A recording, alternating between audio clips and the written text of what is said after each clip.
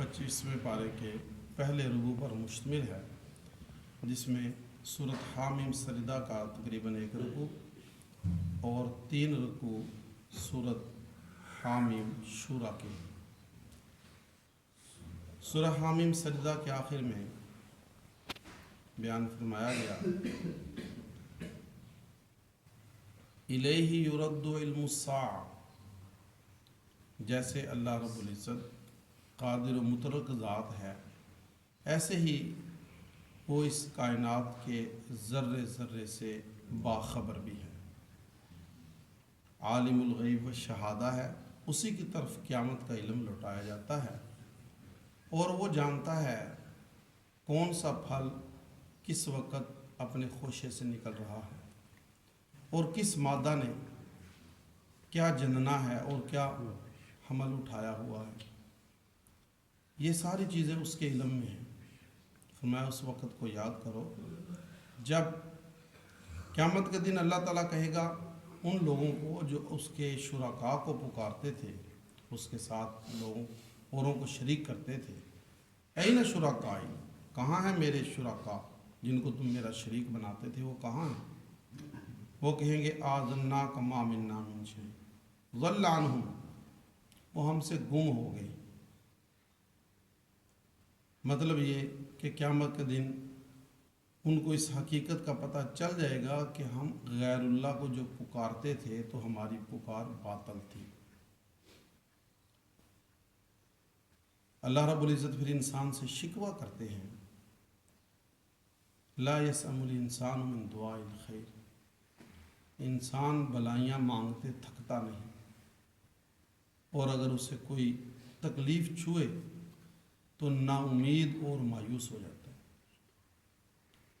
और अगर हम उसे अपनी रहमत का जायका चखाएं तकलीफ़ के बाद, तो शुक्र अदा करने की बजाय कहता है मैं तो इसका मुस्तहिक था। और क़यामत का और रोज़े आखिरत का इनकार कर बैठता है। अल्लाह रब्बुल इज़्ज़त फरमाते हैं कि जब हम इंसान पर नेमतों की बारिश करते हैं, इज़ा नमना अलल इंसान आरदा वना जानिबान वना आजानिबी, कि इंसान एराज़ करता है और पहलुतही करता है, शुक्रगुजारी का रवैया इख्तियार नहीं करता। और जब हम उसे किसी तकलीफ़ में पकड़ते हैं, फ़ज़ू दुआ नारीज़, लंबी लंबी दुआएं शुरू कर देता है। जबकि हर हाल में अल्लाह का शुक्रगुजार रहना चाहिए और हर हाल में अल्लाह रब्बुल इज़्ज़त से आजिज़ी के साथ मांगते रहना चाहिए।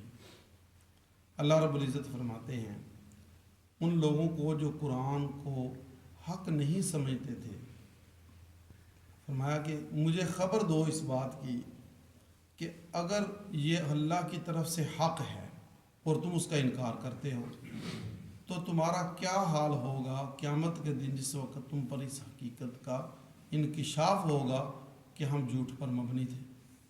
मैं अनकरीब हम तुम्हें निशानियाँ दिखाएंगे इस दुनिया में भी और तुम्हारी अपनी जानों में भी, जिससे हक़ बात वाज़ेह हो जाएगी। यानी इस बात में अल्लाह ताला इशारा कर रहे हैं कि हम अपनी कुदरत के करिश्मे दिखाते रहेंगे, जिससे इंसान को पता चलता रहेगा गाहे बगाहे कि हक़ क्या है। कुरान सच है, दीन मोहम्मदी सल्लल्लाहु अलैहि वसल्लम हक़ है, आप सल्लल्लाहु अलैहि वसल्लम सच्चे रसूल हैं, आपका पैगाम सच्चा है। अला इन्नहुम फी मिर्यतिन मिन लिक़ाइ रब्बिहिम अला इन्नहु बिकुल्लि शैइन मुहीत। फरमाया कि बात यह है कि ये लोग अल्लाह की मुलाकात के बारे में शक में हैं, जबकि अल्लाह ताला इनको इहाता किए हुए है, अल्लाह की कुदरत इनको हर तरफ से घेरे हुए है। इस पे सूरत का इख्तिताम होता है। सूरत हामिम शूरा शुरू होती है। हामिम शूरा का खुलासा ये है, इसमें भी एक शुबा का जवाब दिया गया। शुबा ये था कि जी गैरुल्लाह की पुकार ये तो पहली आसमानी किताबों में भी लिखी हुई है। ईसा अलैहिस्सलाम को वो खुदाबंद कह के पुकारते हैं, उज़ैर अलैहिस्सलाम को अल्लाह का बेटा कहते हैं। अगर हज़रत मोहम्मद सल्लल्लाहु अलैहि वसल्लम का ये दावा कि सिर्फ़ अल्लाह ही को पुकारो मुखलिसीन लहुद्दीन, तो फिर ये पहली आसमानी किताबों में कहाँ से आ गई?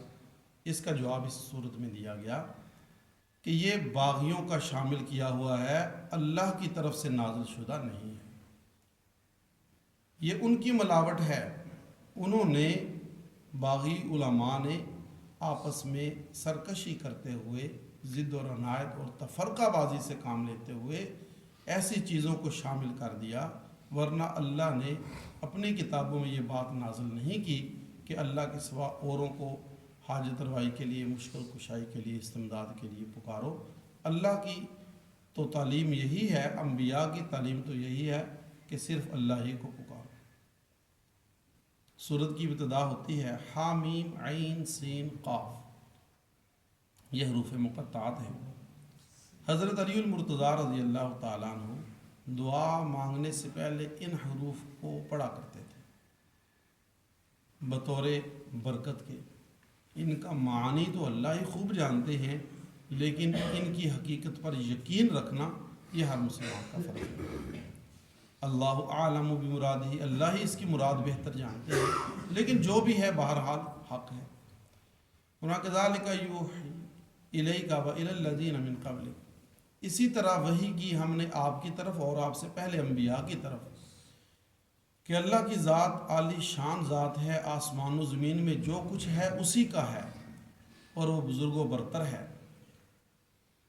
قریب ہے کہ آسمان پھٹ جائیں اس بات کی وجہ سے کہ اللہ کا شریک ٹھہرایا جائے۔ وہاں فرشتے جو ہیں وہ اللہ کی حمد و ثنا کرتے ہیں، اور ان کے لیے جو زمین میں ہیں یعنی مومنین، ان کے لیے استغفار کرتے ہیں۔ علماء کرام فرماتے ہیں بندے کو چاہیے کہ نماز کے بعد تھوڑی دیر مسجد میں بیٹھ جائے، اپنی جگہ پر بیٹھ کر ذکر اذکار کرے، کیونکہ جو لوگ مسجد میں بیٹھتے ہیں فرشتے ان کے لیے استغفار کرتے ہیں، تو فرشتوں کے استغفار کا مستحق بننے کے لیے وَيَسْتَغْفِرُونَ لِمَنْ فِي الْأَرْضِ، فرشتے استغفار کرتے ہیں ان کے لیے جو زمین میں ہیں۔ اسی طرح فرمایا کہ اسی طرح ہم نے اس قرآن کو آپ کی طرف عربی زبان کے اندر نازل کیا تاکہ آپ مکہ والوں کو اور اس کے جو ارد گرد ہیں ان کو ڈرائیں، اور ان کو ڈرائیں جو ان کے بعد آنے والے ہیں۔ اور اللہ رب العزت نے یہ لکھ دیا ہے کہ ایک فریق جنت میں جائے گا اور ایک فریق جو ہے وہ جہنم کا مستحق ہوگا، اور اگر اللہ چاہتے تو سب کو ایک ہی اس پر جمع کر دیتے، لیکن یہ اللہ کی مشیت کے خلاف ہے۔ اللہ جسے چاہتا ہے اپنی رحمت کے اندر داخل کرتا ہے۔ اور پھر فرمایا گیا اللہ کی قدرت کے دلائل بیان کرتے ہوئے وَمَا اخْتَلَفْتُمْ فِيهِ مِنْ شَيْءٍ فَحُكْمُهُ إِلَى اللَّهِ ذَلِكُمُ اللَّهُ رَبِّي عَلَيْهِ تَوَكَّلْتُ وَإِلَيْهِ، جس بات میں بھی تم آپس میں اختلاف کرو اس کا اخیر فیصلہ اللہ کی طرف ہے، اور ان صفات کا مالک اللہ ہے جو تمہارا رب ہے، اس ہی کی طرف میں رجوع کرتا ہوں اور اسی پہ بھروسہ کرتا ہوں۔ لیس کمثلہ شیء، اللہ وہ ذات ہے جو نئے سرے سے ابتداءً پیدا کرنے والا ہے آسمان و زمین کو، اور تم کو تمہاری جانوں سے، تمہاری بیویوں کو بنایا، اور ہر ایک چوپاہے اور جاندار سے اس کی ماتا کو بھی بنایا۔ وَيَزْرَعُكُمْ فِيهِ، اور تم کو زمین کے اندر بکھیر دیا۔ لیس کمثلہ شیء، اللہ کی مثل کوئی چیز نہیں ہے۔ ضعیف الاعتقاد لوگ، اہل تشیع کا یہ عقیدہ ہے کہ نبی اکرم صلی اللہ علیہ وسلم جب معراج پر گئے تو اللہ تعالیٰ نے سلام کے لیے ہاتھ آگے کیا، اس میں انگوٹھی پہنی ہوئی تھی اور رومال لپٹا ہوا تھا۔ جب زمین پر واپس آئے حضرت علی سے سلام لی تو ان کے ہاتھ پہ وہی رومال لپٹا ہوا اور انگوٹھی پہنی